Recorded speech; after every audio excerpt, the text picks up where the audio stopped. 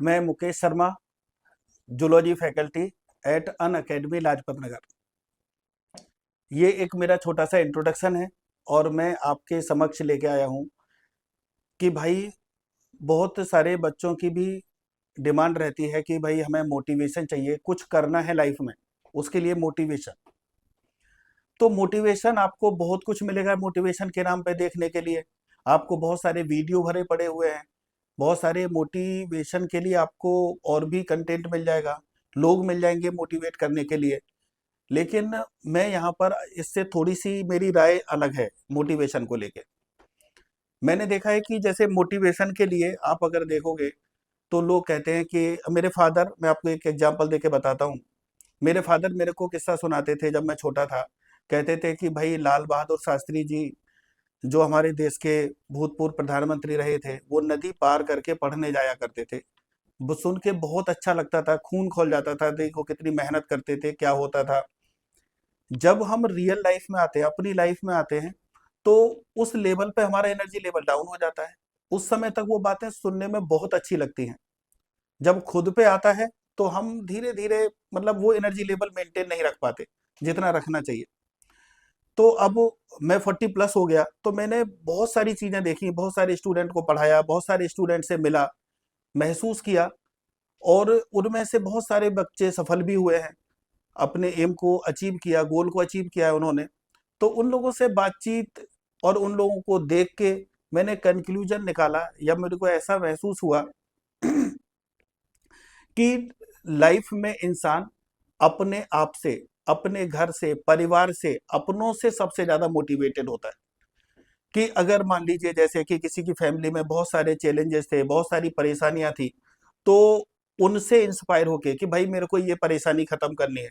मेरे फादर बहुत संघर्ष करते हैं, उन्होंने रोजी-रोटी के लिए बहुत संघर्ष किया है। तो उस बच्चे ने कुछ कर दिखाया अपनी लाइफ में। किसी ने देखा कि मेरे गाँव में सड़क नहीं है, उसने इतना संघर्ष किया, इतना सब कुछ किया कि नई सड़क बनवाने के लिए अपने आप को, अपनी लाइफ को दाँव पे लगा दिया, अपने रिसोर्सेज़, अपनी सेविंग्स खर्च की और उस सड़क को बनवा दिया। तो मैंने देखा है कि ये मोटिवेशन होता है। मतलब कि मोटिवेशन हमारे अंदर खुद से क्रिएट होता है और वही ज़्यादा इम्पैक्ट डालता है लाइफ में। वैसे आप किसी से भी मोटिवेट हो सकते हैं, लेकिन प्रैक्टिकली मेरे को यही महसूस होता है। दूसरा, ये मेरी अपनी ऑब्जर्वेशन है। तो आप सभी से मेरी सलाह विनती एक रहती है, बच्चों से खासकर, कि इस एज ग्रुप में बहुत तरीके से बच्चे पढ़ाई से डिस्ट्रैक्ट हो जाते हैं, बहुत सारे तरीके होते हैं। उनमें से एक वन ऑफ द इम्पोर्टेंट जो मैं महसूस करता हूँ, वो है स्क्रीन टाइम को लेके। आजकल बच्चे पढ़ाई जितनी भी करते हैं, बहुत पढ़ते हैं बच्चे, ऐसा नहीं है, लेकिन उसमें कहीं स्क्रीन टाइम बहुत ज़्यादा बढ़ गया है पढ़ाई से हट के।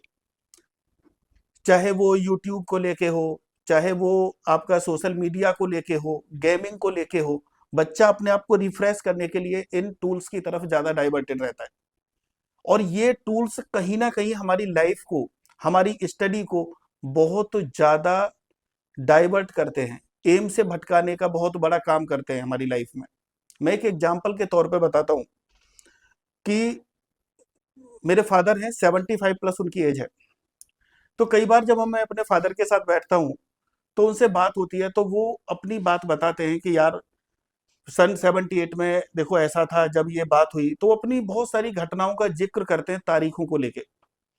जब मैं खुद सोचता हूँ, अगर मैं खुद याद करने की कोशिश करता हूँ, तो उनके बराबर मेरे को याद नहीं रहता आज की तारीख में। आज मैं नहीं बता पाता उतने बेहतर तरीके से, लेकिन हाँ, मेरे को काफ़ी चीज़ें याद रहती हैं कि जब मैं 10th का बोर्ड एग्ज़ाम हो रहा था, तो मैंने ऐसा किया, उस समय ये पेपर था तो ऐसा हुआ था। तो कुछ चीज़ें मेरे को याद है, लेकिन अगर अपने मैं फादर से कंपैरिज़न करूँ, तो मैं कहीं न कहीं बैक फुट पे आता हूँ। मुझे लगता है कि मैं उतना फ़ोकस्ड मतलब या तो रहा नहीं हूँगा या मेरी मेमोरी कहीं न कहीं उनसे ज़्यादा पीछे आ गई है। और अपने बच्चों को देखता हूँ, वो मेरे से भी ज़्यादा महान है इस मामले में, मुझसे भी ज़्यादा बहुत पीछे हैं। मतलब उनसे पूछो क्या हुआ? अरे पापा भूल गए। मैंने नोटिस किया कि ये स्क्रीन टाइम वाला, मोबाइल फ़ोन वगैरह चलो मेरी जनरेशन पे आए हैं। आने वाली जनरेशन में अब देखो तो उनका स्क्रीन टाइम इतना बढ़ गया है, तो वो कहीं न कहीं हमारी मेमोरी को इम्पैक्ट कर रहा है, हमारे ब्रेन को वॉश कर रहा है, हमारे गोल से हटाने का हमें काम कर रहा है। ये मैंने नोटिस किया अपनी लाइफ़ में। एक और एग्जांपल देके बताता हूं आपको। जब भी हम कोई चीज, अगर मान लीजिए मैंने कोई भी नोट्स है, कोई भी टॉपिक है मेरे पास, एक वो मैंने कॉपी में लिखा हुआ है, एक पेज पे लिखा हुआ है, अपने नोट्स में है वो, और एक वही चीज उसका फोटो खींच के मैं अगर उस पे लगा लेता हूँ मोबाइल पे, जब मैं उसे मतलब पूरे दिन अगर देखता हूँ, तो शाम को अगर मैं उसे मेमोराइज करने की कोशिश करता हूं तो देखता हूं कि जो पेपर पे लिखा हुआ है वो तो मेरे सामने आता है एज इट इज, लेकिन जो स्क्रीन पे मैंने देखा वो मेरे को कहीं ना कहीं धुंधला दिखाई देता है। तो दोस्तों, बच्चों, मेरे प्यारे बच्चों, मैं यही कहना चाहता हूं कि आपको अपनी मेमोरी को एनहेंस करना है, चीजों को ज्यादा समय तक के लिए रिटेन रखना है अपने ब्रेन में। तो इस सब के लिए अपनी लाइफ से ये स्क्रीन टाइम कम करो किसी ना किसी तरीके से, और पढ़ाई की तरफ जुट जाओ सीधे। और पेन पेपर से बेस्ट कुछ नहीं हो सकता जिससे कि आप अपने में इंप्रूवमेंट ला सकते हो, अपनी स्टडी को और बेहतर बना सकते हो।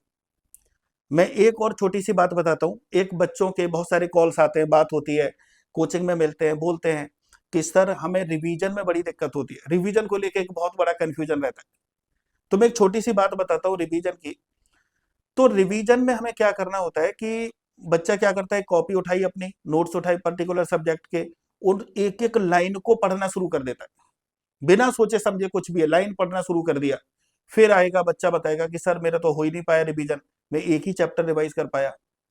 तो इसको लेके मेरी बहुत सारे बच्चों से बात हुई, तो मैंने एक ही बात बच्चे से बोली, बेटा एक बात बताओ, आपने अल्फाबेट्स पढ़े थे बहुत छोटी क्लासेस में, नर्सरी क्लास से पढ़ना शुरू कर देता है बच्चा, याद होते हैं उसको A to Z तक सारे अल्फाबेट्स याद होते हैं। उसके बाद कोई बच्चा मेरे को ऐसा नहीं मिला जो कहता हो कि सर सिक्स में मैं आज अल्फाबेट्स रिवाइज कर लेता हूँ, फिर से मेमोराइज कर लेता हूँ, कहीं भूल तो नहीं गया। कोई जरूरत नहीं पड़ती। तो कुछ बेसिक्स ऐसे होते हैं, हर सब्जेक्ट के टूल्स हैं ये, कि भैया वो याद रहते ही रहते हैं। आपने जब भी पढ़ाई की, जब भी तैयारी की, तो बेसिक्स आपके दिमाग में वो पहले से ही फिट है, उनको रिवाइज करने की जरूरत नहीं है। रिवीजन का मतलब होता है कि जब हम पढ़ें किसी चीज को, हम हाईलाइट करते हैं, क्यों, वो हमें लगता है ये इंपॉर्टेंट है, ये फला ईयर एग्जाम में आया हुआ पॉइंट है, तो हम उसको अंडरलाइन कर लेते हैं, तो हमें उसको याद रखना बहुत इंपॉर्टेंट हो जाता है, एक चीज। दूसरी बात क्या होती है कि जो हम पढ़ते हैं उसके ऊपर हम टेस्ट में अपियर होते हैं, टेस्ट होते हैं उनके, उन टेस्ट के डिफरेंट टीयर्स होते हैं, ठीक है, फोर्टनाइटली टेस्ट के फॉर्म में होते हैं, टर्म टेस्ट होते हैं, माइनर मेजर टेस्ट होते हैं, ऑल इंडिया टेस्ट होते हैं। इन सब टेस्टों में अगर मान लीजिए किसी पर्टिकुलर टेस्ट में किसी पर्टिकुलर टॉपिक का मेरा क्वेश्चन गलत हुआ है, तो मैं बच्चे से यही कहता हूं कि इस टॉपिक का क्वेश्चन जब ये आपके बड़े फॉर्म में आए, जब ज्यादा चैप्टर्स को मिला के बड़ा टेस्ट हो, तो उसमें इस टॉपिक का क्वेश्चन रिपीट ना हो, मतलब सॉरी, आपका गलत ना हो, रॉन्ग मार्क ना हो आपका, ठीक है। मतलब मेरा कहने का है कि एक क्वेश्चन जो है हमने किया सॉल्व एक छोटे टेस्ट में, अगर वो क्वेश्चन मेरा गलत हो गया, तो जब उस टॉपिक का बड़ा टेस्ट हो, तो वहां पर वो सेम क्वेश्चन उस टॉपिक का गलत नहीं होना चाहिए। तो this is the correct way to improve him और हर सेल्फ। इससे, इसी से इंप्रूवमेंट हो सकता है, और कोई तरीका नहीं होता इंप्रूवमेंट लाने का। ये इंप्रूवमेंट के लिए हो गया। अब जब हम रिवीजन करेंगे तो उस टॉपिक को ही हमें ज्यादा फोकस करना है, प्लस उस टॉपिक को जो हमने मार्क कर रखा है, हमने बोल्ड कर रखा है, उसको रिवाइज करना है। अभी हमारे सामने सबसे बड़े चैलेंजेस आते हैं बच्चों की पढ़ाई को लेके। तीन तरीके के बच्चे होते हैं, तीन तरीके के। एक होते हैं टॉपर्स, जिनको एक हल्का सा पुश देने की जरूरत होती है, वो बहुत कम बच्चे होते हैं, उनके नंबर सबसे कम होता है उनकी संख्या। अब मान लीजिए कोई बच्चा जैसे किसी टेस्ट में 80% प्लस स्कोर कर रहा है, उसको हमें सिर्फ एक हल्का सा पुश देना होता है, हल्का सा पुश, और वो बच्चे में इंप्रूवमेंट होता जाता है, वो बैकफुट पर नहीं जाता फिर। और दूसरी कैटेगरी मीडियोकर स्टूडेंट्स की होती है। मीडियोकर्स को थोड़ा ज्यादा पुश देना होता है, उनको उनकी गलतियों को पॉइंट आउट करना होता है कि बेटा आप यहां पे देखो, इस टॉपिक पे आप बराबर लगातार क्वेश्चन गलत कर रहे हो, तो उनको समझाना, उनको बताना कि भाई ये क्वेश्चन फिर गलत हुआ है तुम्हारा, उस कॉन्सेप्ट को दोबारा से बताना। तो ये एक तरीका होता है मीडियोकर स्टूडेंट की स्टडी को इनहेंस करने के लिए। तो मैं लगभग अपने 20-22 साल के कैरियर में मैंने ये महसूस किया है कि यही एक सही तरीका होता है। दूसरा मैं आपको बताता हूं, जो बिलो एवरेज स्टूडेंट की कैटेगरी है, जो कि बहुत ज्यादा होते हैं संख्या में, ये भी कम नहीं होते, इन बच्चों पे हमें खास तौर से बहुत ज्यादा वर्क करने की जरूरत होती है। मैं आपको एक चीज और क्लियर कर देना चाहता हूं कि बच्चों की सक्सेस में 99% जो मेहनत होती है, जो अचीवमेंट होता है, वो बच्चे का खुद का ही होता है। बाकी हम सिर्फ एक पुश कर सकते हैं, उसको समझा सकते हैं, वो भी बहुत जरूरी है। वो 99% बच्चे की मेहनत है, लेकिन वो 1% जो है ना, वो बहुत मैटर करता है। वही 1% उसको 99% कामयाबी दिला रहा है, और उसमें अगर थोड़ा सा भी डिफ्लेक्शन है तो वो उसे नीचे भी लेके आता है, उसको, उसी परफॉर्मेंस को, 99 वाली को। अगर हम उस 1% के सही डायरेक्शन पर, हम और पेरेंट, हम मतलब we are the teachers and parents और बच्चा, इन तीनों का कॉम्बिनेशन एक परफेक्ट मैनर में, एक अच्छी एडवाइस के साथ, एक अच्छी भावना के साथ, ठीक है, एक अच्छे सहयोग के साथ, बच्चे को मोटिवेट करते हुए, ठीक है, एक विशेष लगन के साथ, ये होना बहुत मस्ट होता है। तो मैं कहना चाहता हूं कि जो बिलो एवरेज बच्चे होते हैं, इन बच्चों को पहले तो इनकी ताकत का एहसास दिलाना। मैं हर बच्चे से एक बात कहता हूं कि आप सभी में से मोस्ट ऑफ बच्चे ऐसे होते हैं कि जो एग्जाम, अब मान लो बहुत सारे बच्चे हैं जो 11th 12th में कोचिंग करते हैं, वो 10th पास करके आए होते हैं, या जो ड्रॉपर्स में होते हैं वो 12th पास करके आते हैं। तो इन बच्चों के साथ सबसे बड़ा, मैं एक एग्जांपल है मेरे पास में, कि जैसे मान लीजिए कोई बच्चा 10th पास करके आया, मैं पूछता हूं बेटा कितने परसेंट मार्क्स है, वो कहता है मेरे 60% है, मेरे 70% है, मेरे 99%। मैंने पूछा आज तक की जर्नी में अपनी में, कि बेटा ये कितने दिन तुमने पढ़ाई की थी सीरियसली, जिससे इतने नंबर आपके आ सके। बच्चा बोलता है कि सर 2 से 3 महीने। मतलब मोर देन 80% स्टूडेंट मुझे वो मिले जिन्होंने लास्ट के 2 से 3 महीने में ही पढ़ाई की है, 2 से 3 महीने में। अब आप सोचो कि हमारा एजुकेशन सिस्टम जो है, कि भाई किस क्लास में कितना पढ़ाया जाना है, ये एजुकेशन एक्सपर्ट्स डिसाइड करते हैं।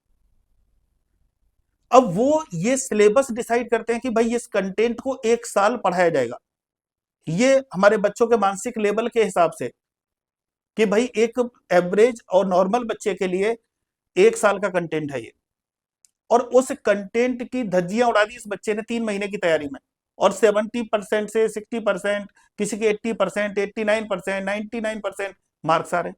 आप देखिए, तो ये कहां दिखाता है कि आप बहुत तेज हैं, आप में बहुत पावर है, आप कुछ भी कर सकते हैं। तो उस बच्चे को 60% वाला भी अगर 1 डेढ़ महीने पढ़ के लाया है, तो ऐसा काबिलियत तो उसके अंदर भी है। अगर वो पूरी साल उस प्लानिंग के तहत, जो कि हमारे एक्सपर्ट्स के हिसाब से सिलेबस डिसाइड हुआ है, उस प्लानिंग को अगर फॉलो करके वो पढ़ता है, कि भाई रेगुलर स्टडी करता 1 ईयर की, तो डेफिनेटली वो अपने गोल को अचीव कर सकता था। तो हमें उसकी उस ताकत का एहसास दिलाना है कि भैया आप ये कर सकते हो।